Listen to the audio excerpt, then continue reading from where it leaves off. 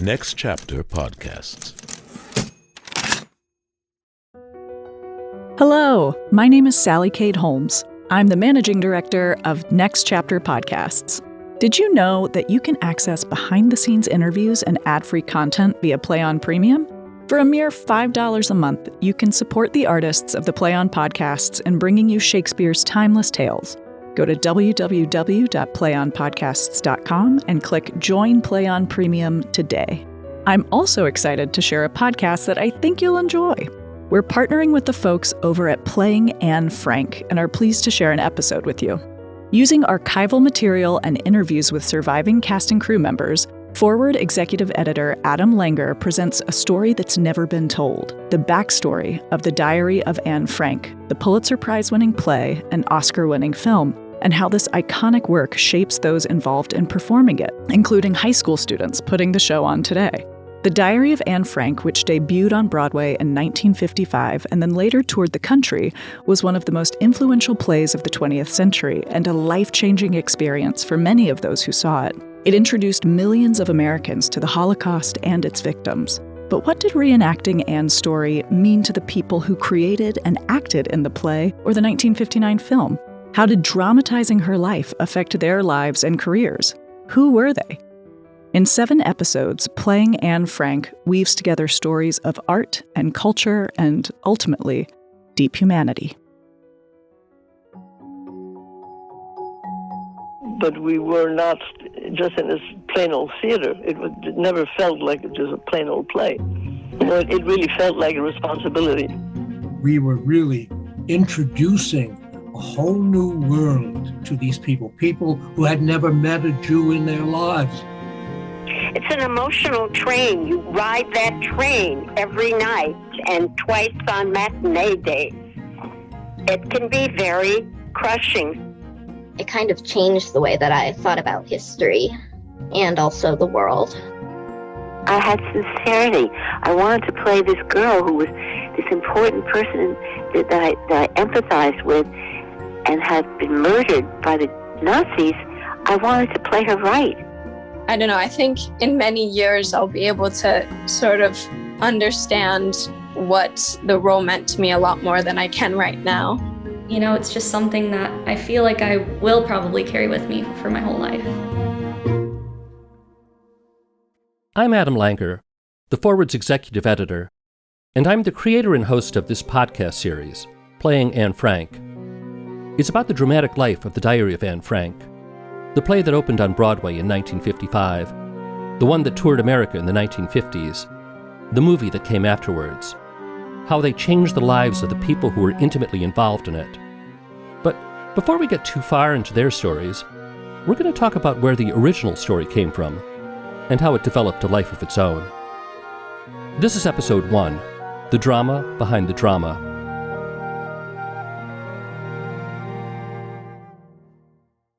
My name is Anna Frank. I am 13 years old. I was born in Germany, but since my family is Jewish, we emigrated to Holland when Hitler came to power. Things went well for us until the war came and the German occupation. Then things got very bad for the Jews. You could not do this and you could not do that. We had to wear yellow stars. You probably know the outline of Anne Frank's story, but I'm just going to go over a few basics. On Anne Frank's 13th birthday, June 12, 1942, her dad gave her a diary. That same day, she wrote her first entry. I hope I shall be able to confide in you completely, as I have never been able to do that in anyone before, and I hope that you will be a great support and comfort to me. The next month, Anne's sister Margaret was called to report to a Nazi labor camp. Instead, the family went into hiding in the secret annex. It was located above the herb and spice business Otto Frank had run. They lived there with another family, the Van Pelses. In the play and the movie, they're called the Van Dans. An elderly dentist came to live with them, too. Over the course of the next 2 years, Anne documented her day-to-day life, her hopes and her sorrows, the progress of the war, until the first week of August, 1944, when the Gestapo discovered her family. They took Anne, her mother, and her sister Margaret to Auschwitz. Their mother died there. Anne and Margaret were taken to the forced labor camp, Bergen-Belsen. Both Anne and Margaret died there of typhus in 1945. After the war, Anne and Margaret's father, Otto Frank, the only family member who survived, went back to the family's secret annex. There, Miep Gies, she worked for Otto and helped the Franks hide from the Nazis, presented him with the diary she'd saved. After hours, I don't know how long, came Ellie back, my husband, and then we go upstairs in the hiding, because I had a key, a double key. And that was a terrible sight what we saw there. That's Miep Gies, in a 1988 interview she did on CBS with Harry Smith. All the cupboards were open. It was a chaos. And we are looking, Ellie, me, my husband, and then we saw the diary from Anne Frank. Miep gave me the diary, which had been saved by, I should say, a miracle. That's Otto Frank, Anne's father, in 1967. He's talking to an interviewer on The Eternal Light, a show that was produced by the Jewish Theological Seminary and NBC. It took me a very long time to read it, and I must say I was very much surprised about the deep thoughts Anne had, her seriousness, especially her self-criticism. It was quite a different Anne I had known as my daughter. She never really showed this kind of inner feeling. She talked about many things, we criticized many things, but what really their feelings were, I only could see from the diary. The diary was published in Holland in 1947 under the title The Secret Annex. It sold a few thousand copies, and after that, Otto Frank found publishers for the book in Germany and France. 3 years later, it caught the attention of an editor at Doubleday, Judith Jones, and she commissioned an English translation. The first mention of the book in the mainstream American press came in April 1952. That's when Eleanor Roosevelt wrote about it for her syndicated newspaper column. This diary, she wrote, should teach all the wisdom of preventing any kind of totalitarianism that could lead to oppression and suffering of this kind. 2 months later, it was reviewed twice in 2 days in the New York Times, once by Orville Prescott. He called it one of the most touching documents yet published about the agony and martyrdom of the many millions of Hitler's innocent victims. The second review was by a Jewish-American writer from Chicago, Meyer Levin. Levin was a correspondent during the Spanish Civil War, and also during World War II, where he saw the horrors of the Holocaust up close. The Los Angeles Times once called him the most significant American Jewish writer of his time. That he was writing these Jewish stories and sort of centering Jewish characters in a way that wasn't the norm, wasn't the practice. He was in there with Norman Mailer. He was at these parties. He was a writer doing his thing, interacting with all these other writers. That's Rinna Graf. She's the author of a play called Compulsion. It fictionalized the story of Meyer Levin and how he became obsessed with Anne Frank and her diary.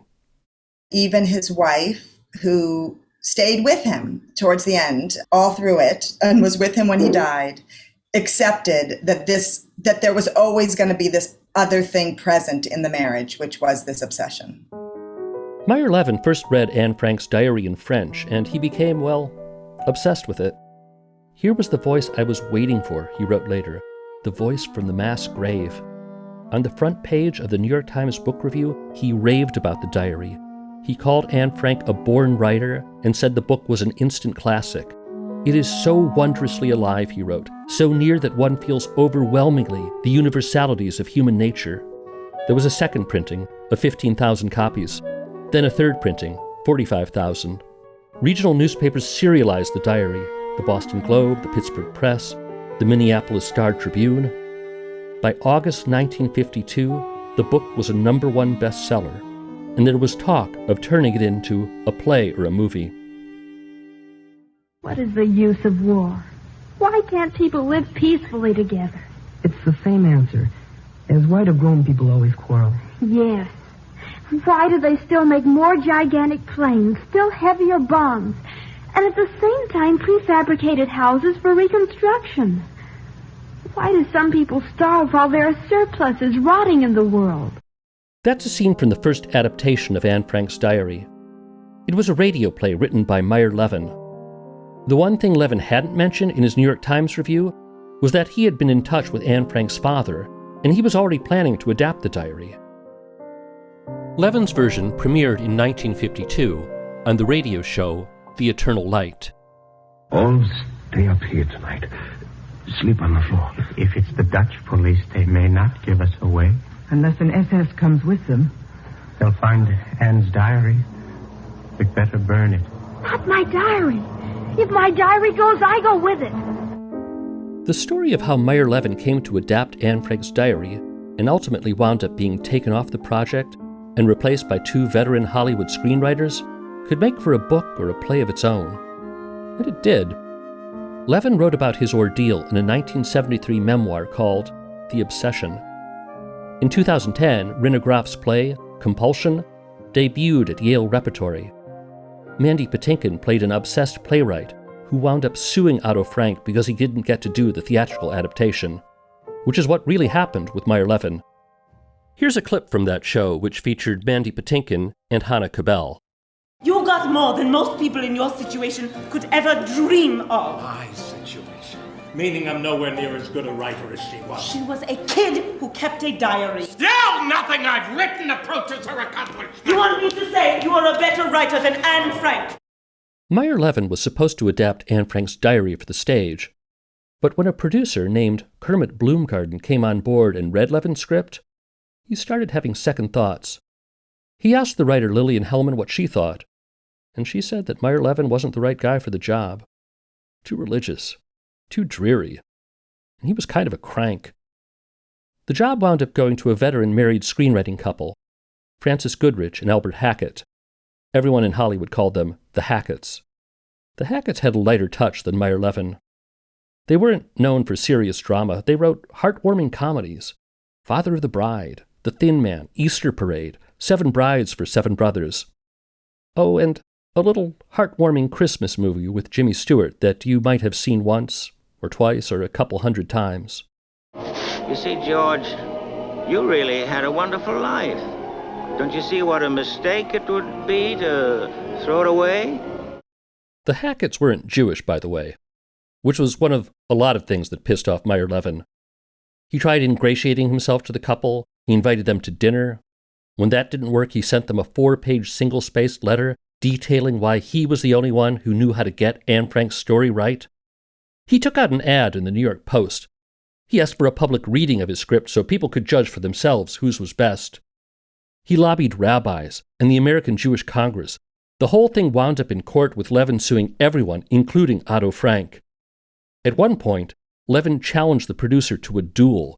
He hurled accusations of fraud, breach of contract, plagiarism. He demanded more than $1 million in damages. He actually wound up winning $50,000. Even so, whenever this story gets told, Meyer Levin usually comes off like the villain. Suing Anne Frank's dad? It's not a great look.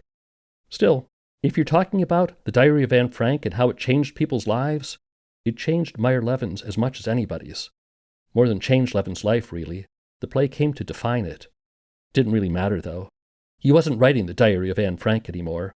The Hacketts were. The story of 2 Jewish families hiding out from the Nazis, it didn't seem like a natural fit for the Hacketts. They were screenwriters, not playwrights. But that was kind of the point. The producers didn't want a play that would be unbearably grim. They wanted it to capture Anne Frank's spirit, her humor, and, though they didn't say it in these exact words, they didn't want the play to be too Jewish either. They wanted a real Broadway show, with the power to cross over to the audiences that could make it a hit. That didn't mean they weren't taking the story seriously, though. I've been digging into the Hackett's archives. They're at the Wisconsin Historical Society. And when you read their letters and their drafts, you see how much they care, how much attention they put into getting every detail right. They debate the title of the play.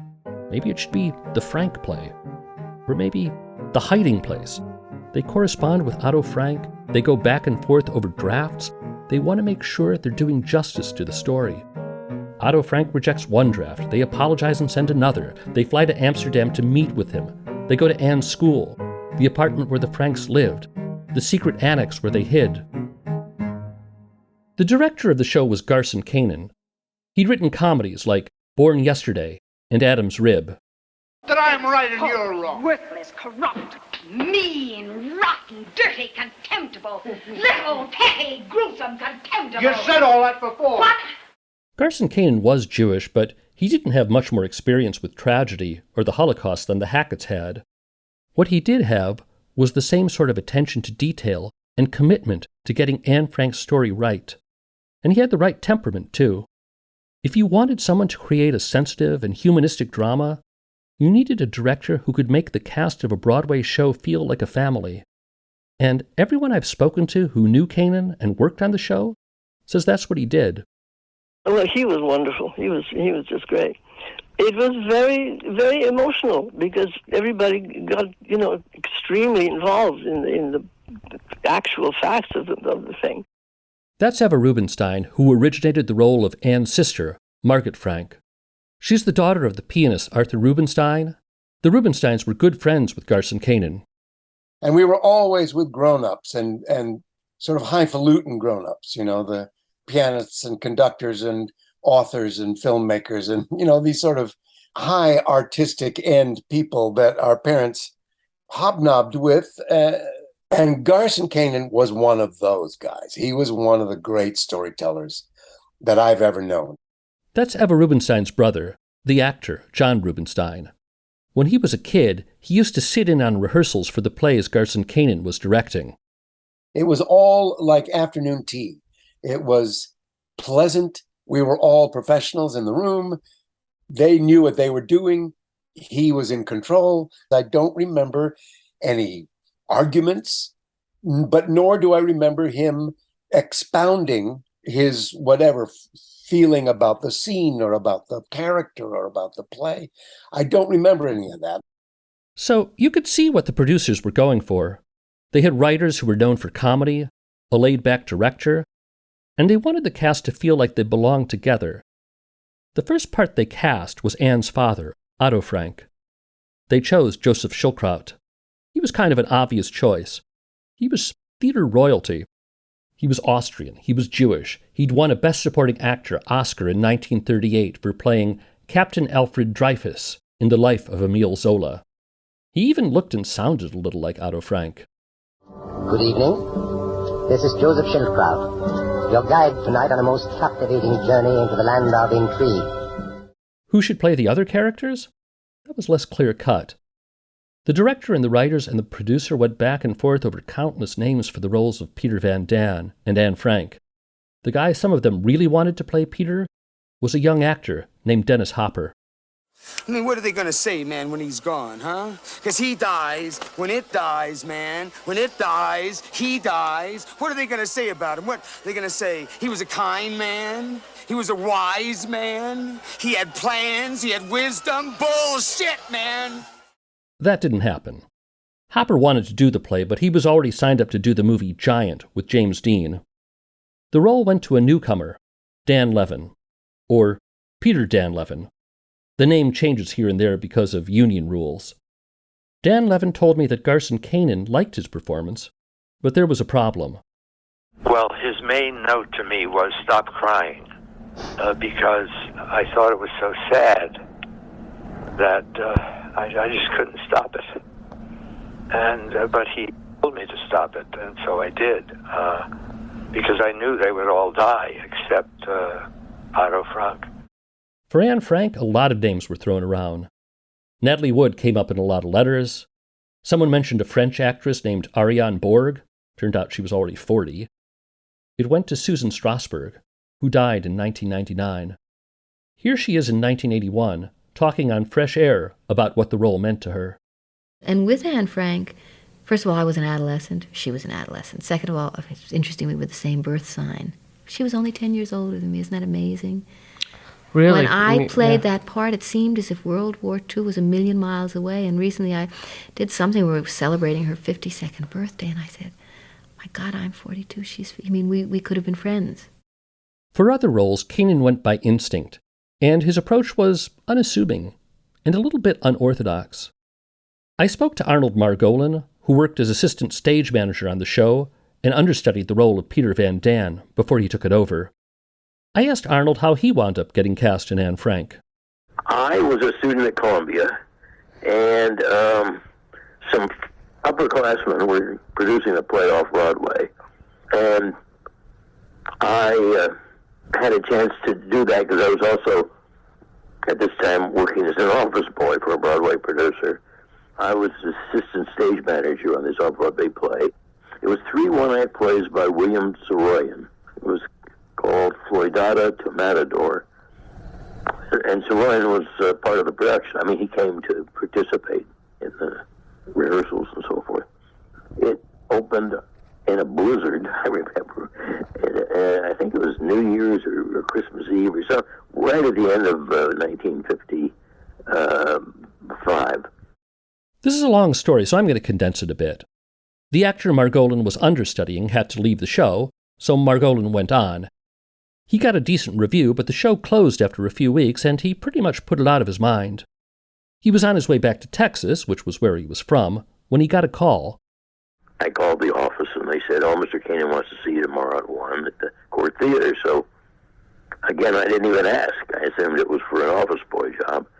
And when I told the stage manager, there were a bunch of young men there reading scripts and getting ready to audition for something.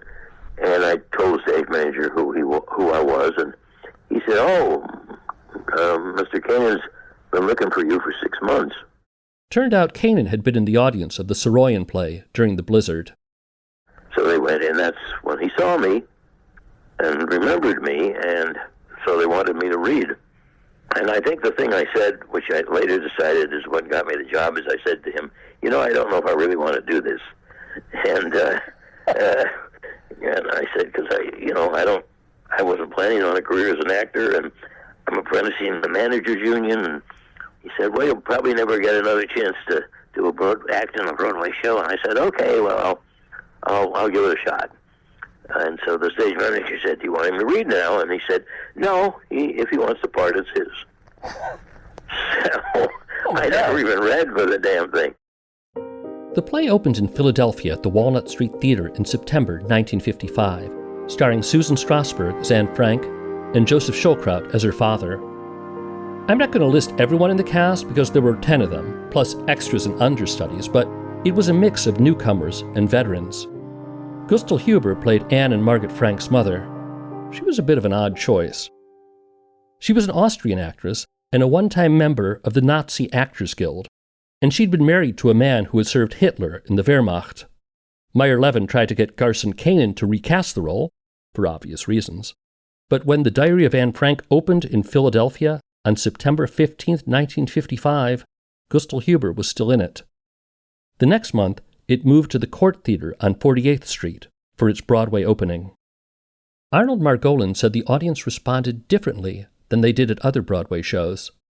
The whole issue of the Holocaust, and that was very fresh. And, of course, the birth of Israel was also very fresh.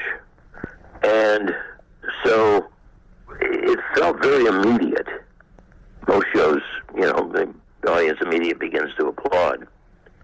But that show, the curtain would come down and there would just be silence. Hale Gabrielson, the actress who played Miep Gies, remembered the same thing. People didn't know whether they were supposed to clap or not.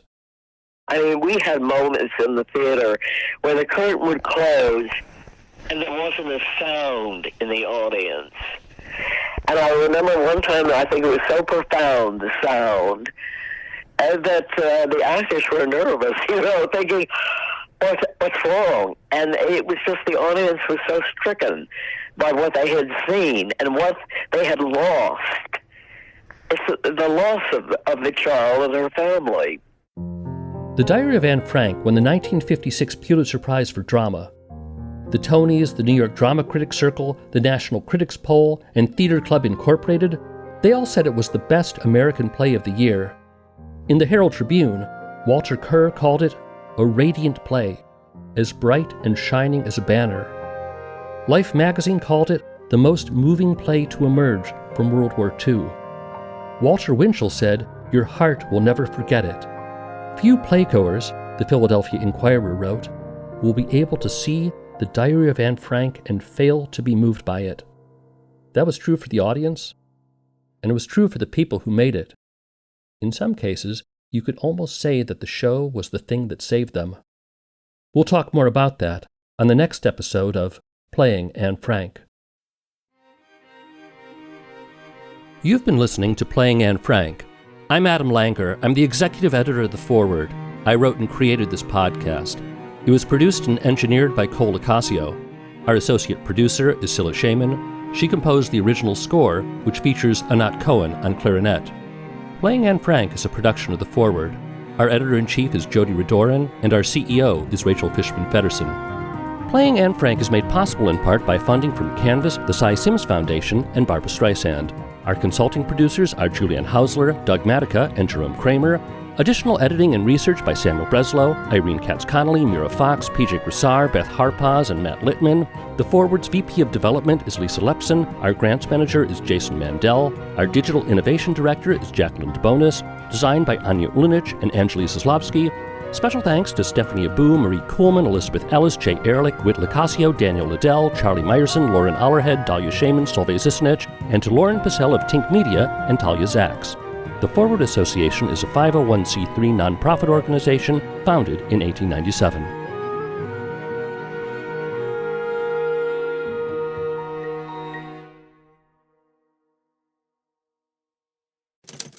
Next Chapter Podcasts.